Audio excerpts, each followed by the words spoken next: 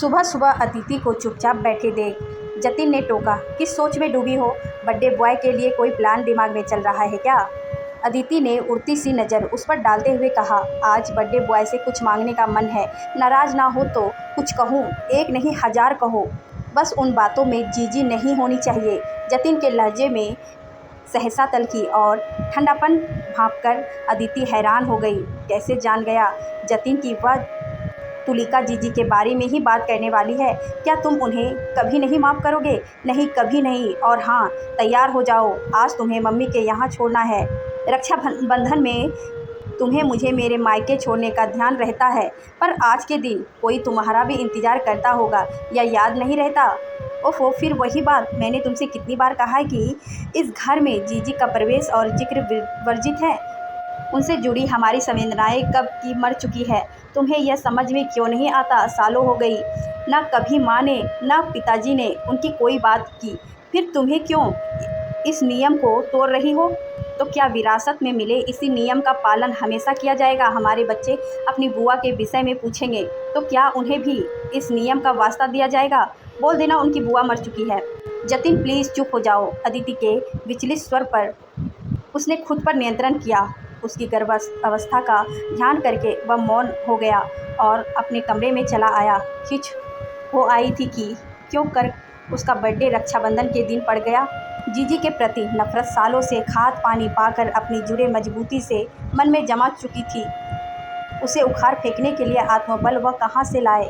वह विवाह के बाद ही उसने बड़ी बहन से जुड़े अवांछित प्रसंग अदिति से साझा करते हुए उसे समझा दिया था कि तलुका जीजी का इस घर में कोई अस्तित्व नहीं है। उनका जिक्र करके वह पिताजी के जख्मों को कुरेदने का प्रयास ना करे।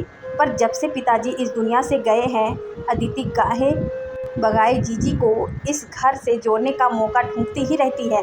वह क्या जाने उस अतीत की भयानक जिसे उसने और उसके माता पिता ने भोगा है।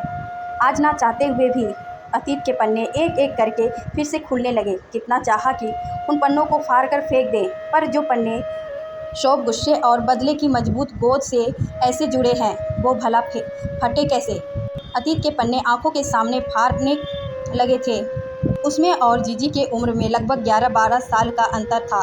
माँ पिताजी के साथ तुलिका जीजी से भी खूब दुलार मिला। जीजी की बैंक में नौकरी लगे 2 साल हो गए थे। पिताजी ने जीजी के लिए एक लड़का ढूंढा। जब उसने रजामंदी मांगी गई, तब उन्होंने अपने ऑफिस सहकर्मी से प्रेम हो जाने की बात बताई। विजातीय लड़के से जीजी का प्रेम होना पिताजी के लिए डूब मरने वाली बात थी। भारी विरोध हुआ। मान सम्मान के लिए पिताजी ने जीजी के सामने हाथ तक जोड़े। आखिरकार जीजी ने हार मान ली और पिताजी के पसंद के लड़के से शादी करने को राजी हो गई थी। बारात आ गए, जयमाला भी पड़ गया। फेरा का समय आया तो जीजी 2 फेरे के बाद ही जमीन पर बेहोश होकर गिर पड़ी। सब घबरा गए। पिताजी तो जीजी को गोद में उठाकर बचे हुए फेरे दिलाने के पक्ष में थे, पर दूल्हा नहीं माना। मुंह पर पानी के छींटे दिए गए। नींद बेहोशी में जब वह अकुल की ढेर लगा बैठी, तो माँ पिताजी के तो काटो तो खून नहीं वाली दशा हो गई थी। ये अकुल कौन है? दूल्हे के प्रश्न पर पिताजी जैसे लकवा मार गया। कौन है भाई ये अकुल? आसपास से सुगबुगाहट आई तो पिताजी ने जीजी को थप्पड़ मारकर होश में लाने का प्रयास किया। अर्धमूर्छित अवस्था से चेतना की ओर आती जीजी यकायक बिलक पड़ी। ये शादी नहीं करूँगी, अकुल मर जाएगा, मैं भी मर जाऊँगी। थकान से झूलती जीजी लंबी लंबी सांसें लेकर बड़बड़ाने लगी। बारात में आए लोगों का कान खड़े हुए। थोड़ी देर प्रश्नों पर पिताजी टूट गए। आंखें देखी मक्खी निकलने के लिए वर पक्ष के लोग तैयार नहीं हुए। रिश्तेदारी के सामने सच्चाई के खुलने से वह अपनी मट्टी पलीत नहीं होने देना चाहते थे। जो सच्चाई छिपाने और शादी में हुए खर्चे के मुआवजे को लेकर बारात लौट गए। रिश्तेदारों में अप्रत्याशित घटनाक्रम को देखकर खासी चर्चा थी। समझदार मित्रों और हितैषियों ने पिताजी को समझाया, राजेंद्र, मौका की नजाकत समझो। लड़की जिसे चाहती है उसे बिहाने के अलावा कोई चारा नहीं है। माँ का रो रो कर बुरा हाल था। तुलिका जीजी भी रोए जा रही थी और वह माँ, पिताजी और जीजी की दशा से व्यथित रिश्तेदारों के उपहास के विचलित एक कोने में खड़ा थक काँप रहा था। सहसा पिताजी खड़े हुए और जोर से बोले, अकुल को तुरंत बुलाओ। जीजी की सहेलियों की मदद से अकुल के संपर्क साधा गया। बड़े मामा तुरंत गाड़ी लेकर निकल पड़े और जब अकुल को लेकर लौटे तो वह पिताजी के सामने सिर झुकाए खड़ा हो गया। तुम्हें अभी के अभी तलुका से शादी करनी होगी। यह सुनते ही वह उत्साह का संचार हुआ। मंत्र पढ़े जाने लगे तो जीजी के होठों पर कांपती कुछ भय मिश्रित सी मुस्कान आई। माँ तो जहाँ की तहाँ ही बैठी रही। चाची, बुआ व मामा मामी सबके सब बिना एक शब्द मुंह से निकाले शादी की रस्में निभाती रहे। अकुल और तुलिका की अपरिस्थितियाँ गठबंधन की खबर अकुल के घर पहुँचे तो उसके परिवार के लोगों भी आधे अधूरे विवाह के समारोह में शामिल हुए। अजब सा मौन पसरा था। सुबह के लोकाचारा को छोड़कर सीधे विदाई की तैयारी शुरू हो गई। अकुल का एक दोस्त टैक्सी लेकर आया। जीजी सबसे गले मिलकर आंगन से दरवाजे की ओर बढ़ी तो सहसा पिताजी का ऊंचा स्वर पूरे आंगन में गूंजा, ठहरो। और जीजी वहीं भूत की तरह ठहर गई।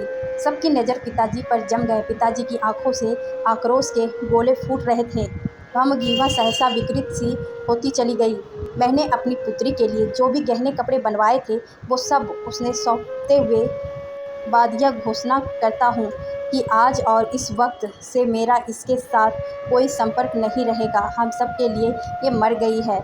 माँ और सभी रिश्तेदार संबंध से पिताजी को देखने लगे। अकुल ने जीजी का हाथ पकड़कर टैक्सी की ओर खींचा पर वह हाथ झटककर पिताजी की ओर दौड़ी। पिताजी ने खुद को कमरे के भीतर बंद कर लिया। विदाई में सबकी सूखी आंखों से सैलाब बह उठा। मामा, मौसी, चाचा, ताऊ सब अकुल से मृदुला जीजी को ले जाने की गुहार लगाने लगे। माँ भी किटकिटाती हुई, तू जा, इसी वक्त चली जा, मत आना इधर कभी, कहकर पछाड़ खाने लगी। वह डरा सहमा मेहमानों की चीखती नज़रों से माँ को बचाता हुआ भीतर ले गया। जीजी कब गई, मेहमान कब विदाई हुए, कुछ पता ही नहीं चला। 1.5 साल बाद जीजी अपने 3 महीना की बच्चे को लेकर आए। घर की चौखट पर रखकर माँ पिताजी से उसे कलेजे से लगा लेने की मिन्नतें की, फिर भी उनका मन नहीं पसीजा। फिर जीजी कभी नहीं आई। इस दर्द को सीने में दबाए माँ 3-4 साल के भीतर ही चली गई। माँ से मिलने जीजी आई तो पिताजी ने फिर धुतकारा और माँ के जाने की सारी भड़ास उस पर उतारी। पिताजी और माँ की दशा देखकर उसी भी जीजी से नफरत होती चली गई। वह युवा हो गया। पिताजी बीमार रहने लगे। ऐसे में गाहे बगाहे जीजी मिलने आती तो वह बाहर से ही उन्हें खदेड़ देते। धीरे धीरे जीजी ने अपनी नियति स्वीकार कर ली थी। वक्त सबसे बड़ा महरम होता है और वक्त के साथ ही इस अविच्छिन्न प्रसंग की इबारतें घुमिल हुए। तकरीबन 15 साल बाद जीजी के ब्याह की किट्टू समृद्धियों को बिना खंगाले उसका अदिति के साथ धूमधाम से विवाह हुआ। पिताजी के मन की टिस हल्की पड़ी। विवाह के ढेर पौन 2 साल के भीतर पिताजी भी चले गए। जब इतनी टूटने किसी ने देखी हो तो भला दोषी को क्षमा कर देने वाला दिल वह कहाँ से लाए। आज अदिति के लिए यह कहना आसान है कि जो बीत गया उसे बिसराकर आगे बढ़ो, पर क्या ये इतना सहज है? जब माँ पिताजी बेटी को क्षमा ना कर पाए तो वह उन्हें क्षमा करके उनकी नज़रों में क्यों गुनहगार बने?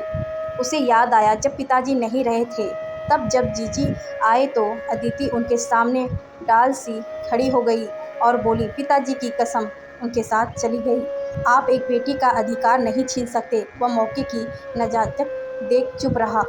जीजी पिताजी के पैरों से लिपटकर माफ़ी मांगती रही। जब पिताजी के अंतिम प्रयाण के समय वह अदिति से बोला था, जब लौटो तो ये इस घर में दिखनी नहीं चाहिए, कहा तो उसने अदिति से था पर सुनाया जीजी को था। जीजी उस ये में अपने लिए घृणा देखकर कांप उठी थी। जब वह वापस लौटा तो अदिति ने बताया, जीजी देर तक पापा के कमरे में बैठी रही, पागलों इसी कमरे से उस कमरे में घूमती रही थी, पुरानी चीज़ों को छू छू कर देर तक देखती रही थी। कभी माँ की बक्सियाँ खोलती तो कभी पिताजी की अलमारी ढूंढ लिया उन्होंने खुद को। कुछ हाथ लगा, क्या मिला? देखकर उन्हें उनसे जुड़े कोई भी चीज़ उस घर में नहीं है। उनकी करतूत के चलते पापा ने उनसे जुड़े एक एक चीज़ जला दी थी। शायद वह खुद को नहीं, माँ पिताजी के एहसास को महसूस करने के लिए छटपटा रही हो। माँ पिताजी ने उन्हें ज़रूरत से ज़्यादा सज़ा दे दी है। अब तुम्हें उन्हें इस घर में और अपने मन में जगह देनी चाहिए। अदिति ने ठंडे स्वर में उसे जवाब दिया तो वह चिल्ला उठा, नहीं, कभी नहीं, ऐसा नहीं होगा। बावजूद इसके अदिति ने सोशल साइंस के माध्यम से जीजी से संपर्क जोड़ लिया और कई मौक़ों पर वह उनसे मिलने का प्रयास कर चुकी है। आज रक्षाबंधन है, भला ये मौका वह कैसे जाने देती। अच्छा उठो, अब देखो तुम्हारे लिए क्या लाई हूँ। विचारों का प्रभाव अदिति के सामने देख कर रुका, जो उसके लिए रंगीन कागज में लिपटा एक गिफ्ट लेकर खड़ी थी। अपने रूठे पति के हाथों में जबरन गिफ्ट थमाकर वह अपने कान पकड़कर माफ़ी मांगने का व्यंग करने लगी तो उस पर ढेर सारा प्यार उमड़ आया। उसे सीने से लगाकर कहने लगा, राखी बांधने नहीं जाओगे क्या? नहीं, आज उत्तम और अभिजीत यहाँ आ रहे हैं, रक्षाबंधन यही मनाएंगे और तुम्हारा बर्थडे भी। वह बोली तो जतिन मुस्कुरा दिया। अदिति के दोनों भाई आए तो घर में रौनक हो गई। राखी बांधवा कर उन्होंने जतिन से केक कटवाया और जोशोरोश के साथ उसका बर्थडे सेलिब्रेट किया। सब चले गए तो अदिति ने कुछ फ़ोटो सोशल साइट पर डाल दी। कमेंट की बाढ़ सी आ गई। सहसा अदिति जतिन से चिरोड़ी सी कहती हुई बोली, सुनो, तुम्हें कसम है, गुस्सा मत होना। तुलिका जीजी ने भी आज सुबह इंस्टाग्राम में कुछ पोस्ट किए हैं, एक बार उसे देख लो ना। अच्छा खासा दिन बीता है, क्यों उसे बिगाड़ रही हो? अपने बर्थडे में मेरी खुशी के लिए तुम इतना भी नहीं कर सकते? अदिति रूठ कर मोबाइल वहीं छोड़कर चली गई तो नाराज़ होने के बावजूद जतिन ने जाने किस भावना के वशीभूत होकर उसके मोबाइल को उठा लिया और जीजी के साथ खुद की बचपन की संयुक्त फ़ोटो देखकर चौंक गया। जीजी की गोद में नन्हा सा जतिन, यह फ़ोटो शायद जीजी की गोद में खुद की मौजूदगी की वजह से बच गई होगी। जीजी ने लंबी पोस्ट लिखी थी जिन्हें ना चाहते हुए भी वह पढ़ता चला गया। एक बार, दो बार और फिर बार बार उस पोस्ट को पढ़ता मानो कोई सवाल हो जिसे हल करके प्रयास में प्रश्न बार बार पढ़ रहा हो। तस्वीर के नीचे लिखा था, मेरे छोटे भाई को जन्मदिन की ढेर सारी बधाइयाँ। जीजी ने अपने इंस्टाग्राम स्टोरी में आगे लिखा था, उस दिन माँ के पेट में दर्द हुआ, पिताजी उन्हें अस्पताल ले गए। जब वह वापस आए तो पड़ोस वाली आंटी ने हंसकर पूछा, क्या हुआ? पिताजी बोला, लड़का और घर के भीतर चले गए। कितने बुद्धू हुआ करते थे हम, जो अंत तक नहीं भांप पाते थे घर की नन्हा मेहमान आने वाला है। 11 साल की उम्र में माँ की गर्भावस्था की ना पहचानना मुश्किल था। यह वाकई हम आज की तुलना में डंबल हुआ करते थे। जतिन की आंखों में जाने कहाँ सी बदली सी छा गई। वह पढ़ रहा था, पड़ोस वाली आंटी ने मुझसे जब पूछा कि अपने छोटे भाई से मिलोगी तो भेंट में क्या दोगी, तो मेरी चिंता बढ़ गई। माँ के ऊन वाले झोल से थोड़ी ऊन ले आई। आंटी जीजी से फंदे डलवाए और भाई के लिए स्वेटर बुनना आरंभ किया। सिर्फ सीधा उल्टा बुनना आता था, ना घटना आता था, ना बढ़ाना। फिर भी जुनून था कि स्वेटर बनाना है। पड़ोस वाली आंटी की मदद से हाफ स्वेटर की तैयार करके ही अस्पताल गई। मेरा नन्हा मुद्रा भाई माँ के आंचल तले मज़े से सो रहा था। माँ ने मेरे हाथ में हाफ स्वेटर देखा तो हैरान हो गई। इत्तेफाक से उन दिन बारिश हुई थी, इस वजह से मौसम में ठंडक थी।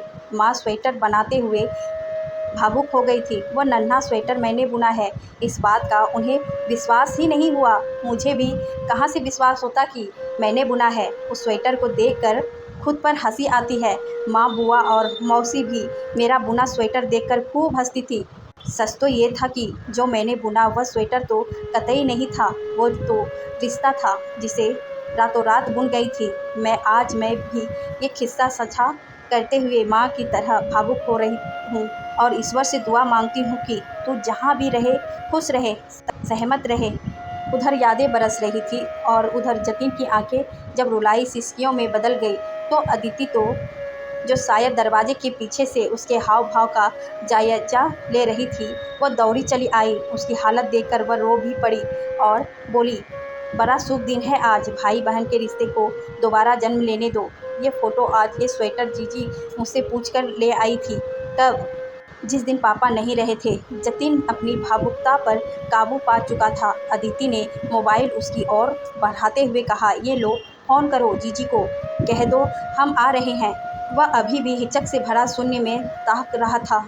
लो ना, एक बार बात करके तो देखो, मुझसे नहीं होगा, जतिन ने कहा तो अदिति के चेहरे पर जली आशा की किरण बुझ गई। सीधे जाएंगे रिश्ते में रस मलाई ले लेंगे। जीजी को बहुत पसंद है, बाकी तो किसी की पसंद नापसंद का पता नहीं। अदिति से आंखें चुराते हुए जतिन सहसा बोला, तो वहाँ वो आओ। जतिन ने आई लव यू कहते हुए उससे लिपट गए और यह सोचकर खुद को तैयार करने लगी कि जब टूटी कड़ियाँ जुड़ेंगे, मन में जमा बहुत कुछ पिघलेगा। ठंडा पड़े रिश्तों में ज्वार भाटे आएंगे, तब उसे ही सब कुछ संभालना होगा।